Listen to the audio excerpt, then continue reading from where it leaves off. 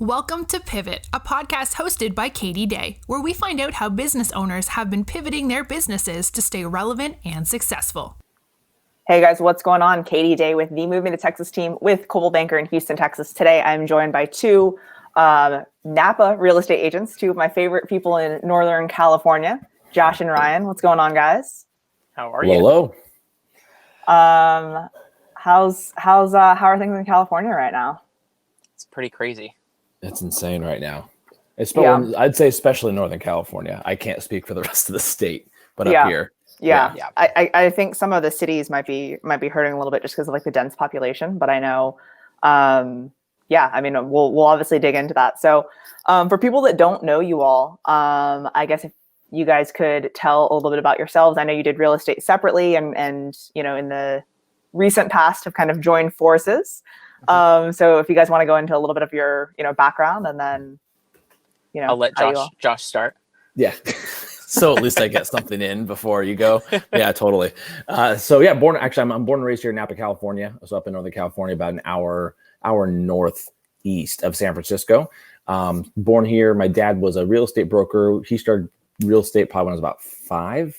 And so I kind of grew up just watching that, although I do it very different than he did. And he never really brought, he brought work home, but he didn't push it on us. So I still didn't really know what he did. I knew he helped people buy and sell houses. That was it. I remember tying balloons for like closing gifts when I was like a little kid and like stuff like that. I definitely know he exploited us and brought us to listing appointments sometimes because it's like, hey, look, I'm hungry kids, But that was so I grew up around it. I was homeschooled growing up as well. And so it was a nice, it was really cool to have the flexibility of us being homeschooled and my dad doing real estate. So we were just able to go on like road trips as a family in the middle of the school year when other people couldn't, or long trips like that. So I just grew up watching it. When it came time for me to decide what the hell I was going to do with my life, it was hospitality because it's Napa, California. So hospitality was first and foremost. I think Ryan, kind of same thing. We do hospitality. Then after I was going to school, and real estate was that thing that I knew, and I love Napa and I'm very familiar with the area. And so it was almost like a natural choice. So I went ahead and just studied that, got my license. And then here we are 8 years later. Right? Yeah. Good deal. And Ryan, what about you? Kind of a similar background. And I think that's why, Josh and I made such a cool dynamic duo because my mom is also a real estate broker in New York. I was born and raised in New York, so I'm a transplant here to California. What brought me out to California was school. So I went to Sacramento State. Both of us. As Josh. We later found that out. Got my degree in communications. And obviously after, you're in your senior year and you're like, what are you going to do? With this degree that took you forever to get and cost you a fortune.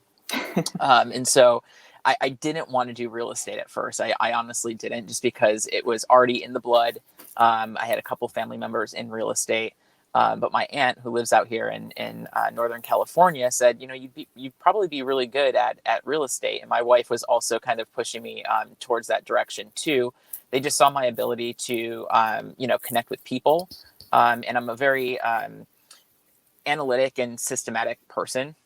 So to be able to create my own systems and do things my own way was really refreshing and encouraging to me to kind of progress towards that arena. Mm-hmm. So I gave it a shot. So what I did was I talked with my aunt. She's a transaction coordinator in Napa. And I said, do you mind if I just kind of follow you around just to kind of get the vibe of the office and kind of the feel for the industry? Because it was, it was probably about a decade since the last time, I saw my mom doing it, because I've been out here for quite some time.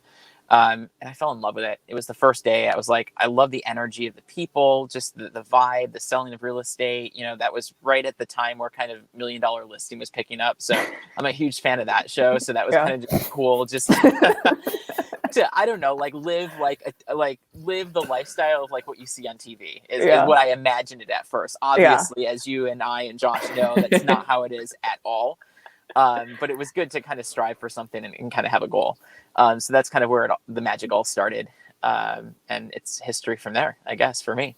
I feel like $1 Million Listing is one of those things where it's like, they shoot for a week for like a 30-minute episode, so you're like, man, this seems so cool. And then you get into it, you're like, oh man, these deals take forever. Literally take forever. I mean, I'm still working. We're in escrow on a deal that I've been a part of for years. Yeah. I mean, it really takes that long. I mean, and so it's I don't know. amazing. I don't know what takes so long, Ryan. I walked the buyers through one time we're in contract, so I really don't know what took you so long on this one. we can settle that later. I guess this seems like going down that path may be a long conversation. So it is a long conversation. Yeah. So what prompted you guys to decide to join forces and kind of start a partnership? He was hesitant. Yeah, so he was hesitant. Josh begged me. Okay, yeah. No, Wore you down? Yeah, well, it was one of those things. He joined the office, and at first I was like, "Who the hell is this?" I thought somebody brought their kid to work. When I first met him, I thought someone brought their kid to the MLS meeting, and it was him being introduced as a new agent. And I legit thought, I was like, "Who brought their kid? Like, who dressed up their little kid and brought him out here to work?" I didn't have a beard. My head was shaved. I have seen. I'll have to dig it up for the video of like when we publish this, because the old headshots you guys posted from like your first headshots, I could see you thinking that, because I mean, right? Ryan, like, clean shaven, you know. Yeah, he looked. Yeah, so age is on your side, man. I was a baby. Yeah, he was a baby, and it was only older. 6 years ago. Right? You're older, and you're older than me. You're a year older than I am, but for whatever reason, anyways, I saw him work, and at first I was like threatened because I was the young go-getter in the office, and then there was another one, and I didn't care when he was with another office, and then he joined our office, and then also it's like, ugh.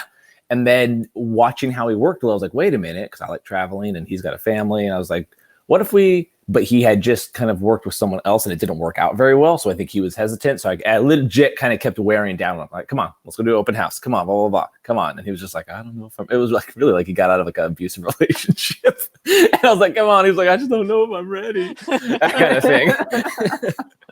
And now 3 years later, you know, clearly it's worked. Clearly, yeah. We quickly found out that the foundation, just of our belief system mixed with our business practices and how we wanted an authentic business model and something that created just trust throughout the community with the style of business that we do, was very important to us. And so we had that commonality between each other, and then everything else there that branches off is completely different. And I think that's what makes it work. Because Josh is very much the hands-on person. He's the socialite of us two. I'm very awkward when it comes to really meeting with people in larger group formats and all of that. And he works the room. And that's a gift that he has that I just don't have. And I'm more of the guy that's behind the scenes in a way, that's working on our marketing and, making sure that every word in the contract is read, and, more of that kind of auditing component to it to make sure that we're protected and mitigated. And so we both signed have fun. I mean, and together it's created something that's unstoppable in my opinion. And the effects of that are just, our business skyrocketing in just 6 years. And we've only been partners for 3 of that. So the first 3 years were a real struggle trying to kind of create it and make sure that it worked. And now, Josh and I really have it dialed into what we want and what we need to make it successful. Yeah, for sure. So as far as COVID and talking about kind of how things have changed, I think, a lot of times people have been focusing on like all the things they can't do, or like, kind of the negative of everything that's going on. So kind of on the flip side, what would you say would be like the biggest positive that you guys, either personally or professionally, I mean, I know you guys have been super busy work-wise, but, what would you say would be the biggest positive y'all have seen over the past few months this year? Is it terrible to say COVID was good for business? Well, I mean, I think that because we're just specifically of where we're located, though, it did something huge from the Bay Area. We're right above the Bay Area. Like, so we're North Bay. Oh, goodbye, Ryan.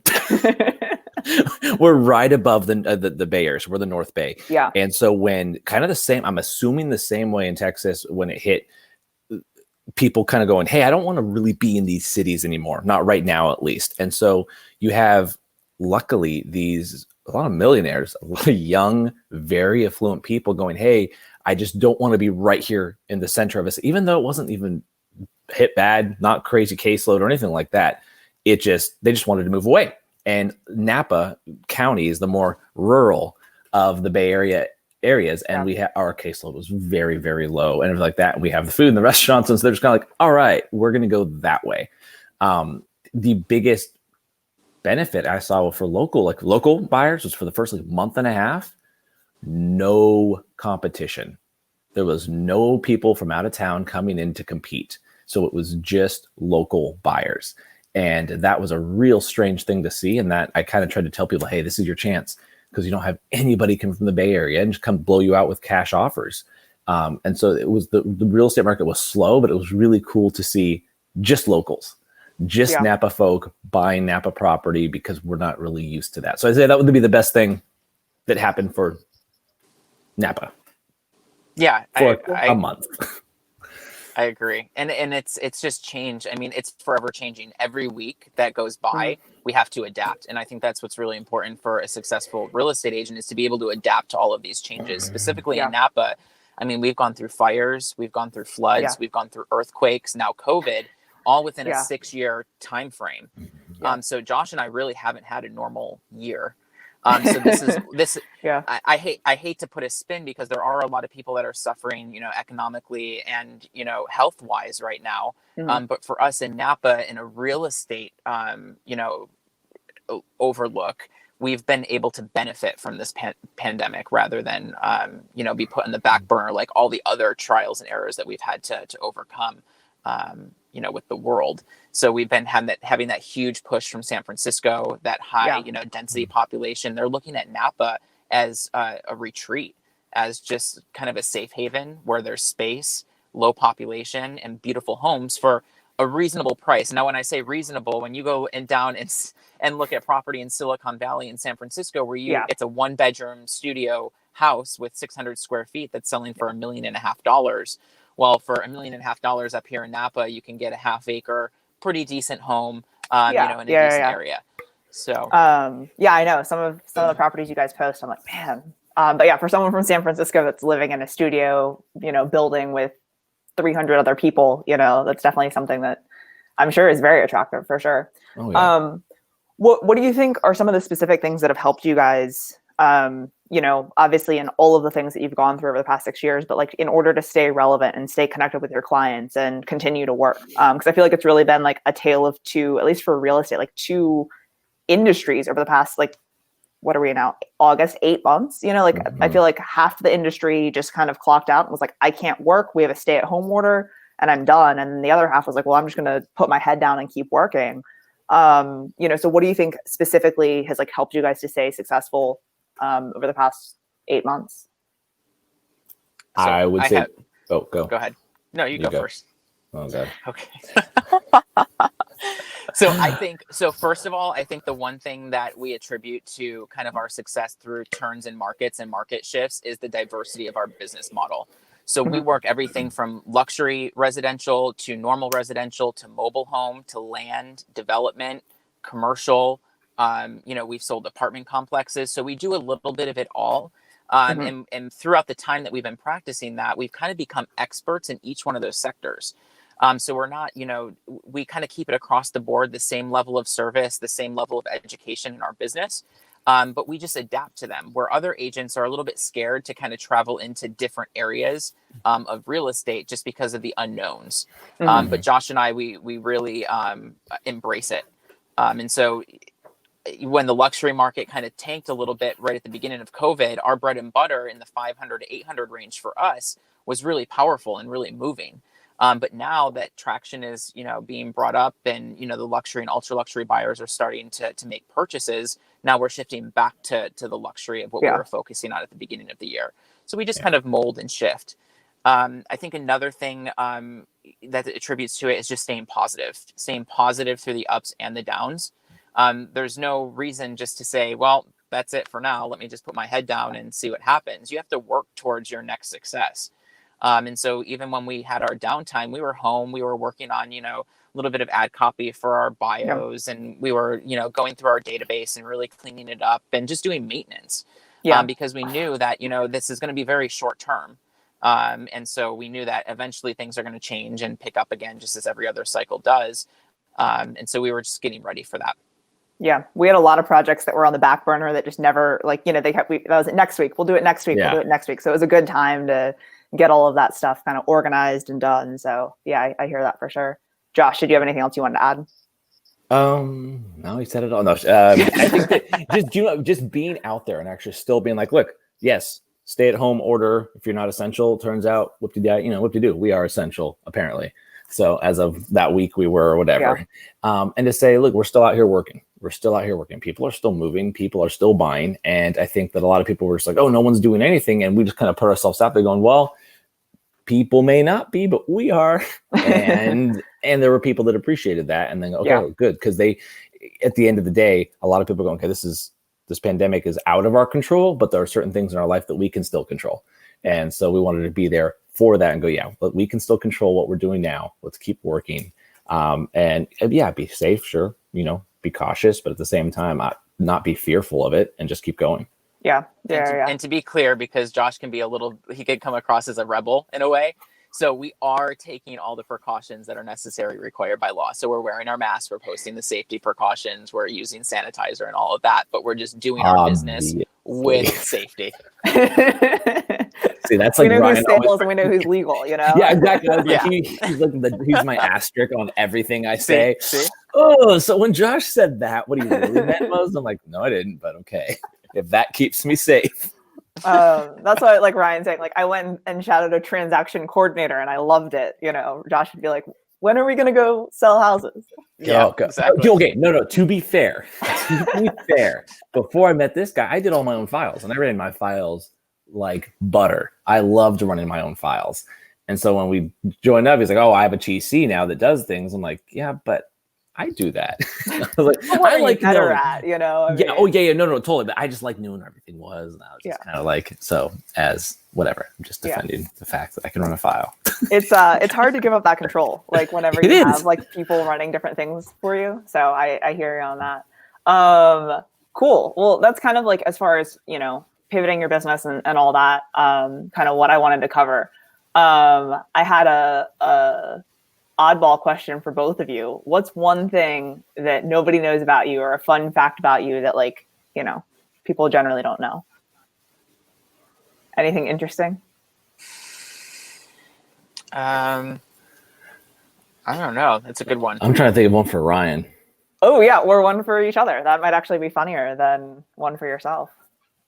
Yeah, I mean, one for me. So before I came to California, okay, it's going to be for him anyways. Yeah. Well, I don't know about you, but I could say a lot, but I'll keep it PG. Let's keep it PG here, guys. Yeah. For me, I was really heavy into acting and singing prior to coming to California. So that was like a passion of mine that I did not continue to pursue when I moved out here when I was 18. So a lot of people didn't realize that, I enjoyed singing and I enjoyed, doing like radio, and like all of that stuff was kind of that's exactly what I was going to school for until they dissolved that major. I was going to be a radio broadcaster back in 2005 before. God does answer prayers. Looking back, it probably wouldn't have been great, but it is what it is. That's something a lot of people don't know. Okay. No, that's cool. For radio. That's true. I do. What's funny is the thing I was going to mention about you is like, oh, like he loves singing and dancing like that. Like, I don't dance. Okay, well, whatever. You're the drama, dancer, the flair for dramatic was there. That is true. That is true. For me, I'll go with kind of like the previous thought process or previous career desire. So before getting into real estate, when I was in high school, I was focusing on going into the strategic intelligence community. So I went to camp out at Patrick Henry College. I was thinking FBI or CIA, and was delving a lot into that. And then after I finally went out there and did this week-long training, and kind of with exercises and all this stuff, and kind of like an introduction to all the different communities besides just FBI and CIA, all that, I realized, wait a minute, this is not what I want to do with my life. And so I'm so glad that I went and really dove into it. So that's where I was going to go. That was the college I was going to go to. They had pretty much just direct lineup internships all over the intelligence community. And then turned out that's not what I wanted to do. So I guess not a lot of people know that. Yeah, no, that's interesting. Well, you got one for me, Ryan? Well, I have one for both of us. So a lot of people, I mean, we do post about it in our social media, but it's kind of our immediate sphere. But for those that are just meeting us, Josh and I do Adopt a Block, which we've both adopted a block. So we give our entire first half of our Saturdays back to our community. And that's 52 weeks out of the year. We're out there on site giving out food. and all of that every single weekend. And so a lot of people just think that we're, super busy. We don't have, a lot of time to do anything else but real estate. But honestly, we're giving back about probably 15 hours a week of our own time to the community. Yeah, no, I think that's really cool. And I've seen that obviously like on social and things like that. So it's something that I think is it's really commendable. It's awesome. Yeah. Cool. Well, if someone was looking to move to Napa area and wanted to connect with you guys, where could they find you on social? So on our Instagram, it would be Nemeyer Diaz is our handle. That's our fun social page. And then Facebook is all about business, and Facebook is just, Ryan Nemeyer and then Josh Diaz. Yeah. Cool. Good deal. Well, I appreciate you guys taking some time out of your day today to chat and, kind of share what's been integral to your guys' success over obviously the past 6 years, but definitely this year as well. Was there anything else that y'all wanted to add or say or anything like that? No, just thank you for the opportunity to come on and chat with us. And we're really honored to be a part of this. Yeah. Cool. Same. Thank you. Good deal. Well, it was great to chat, and I'm looking forward to when hopefully we can see each other in person again. Oh, we will. Soon. I think it's going to be New York 2021. I think that's when we're going to be able to see each other, right? I'm planning on going to New York in 2021. I think come sooner. I was saying maybe I'll try to go out to California sooner. Yeah, there you go. It's beautiful. Yeah. Harvest is just starting right now. It's going to be nice. Yeah, good time of year. Awesome. All right. Thanks, Katie. Thank you. Talk to you guys later. Yeah. Take care. Bye. Thanks for listening to this week's episode of Pivot. Be sure to subscribe so you don't miss an episode, and follow Katie on social media at MoveMe2TX to stay up to date in all things real estate.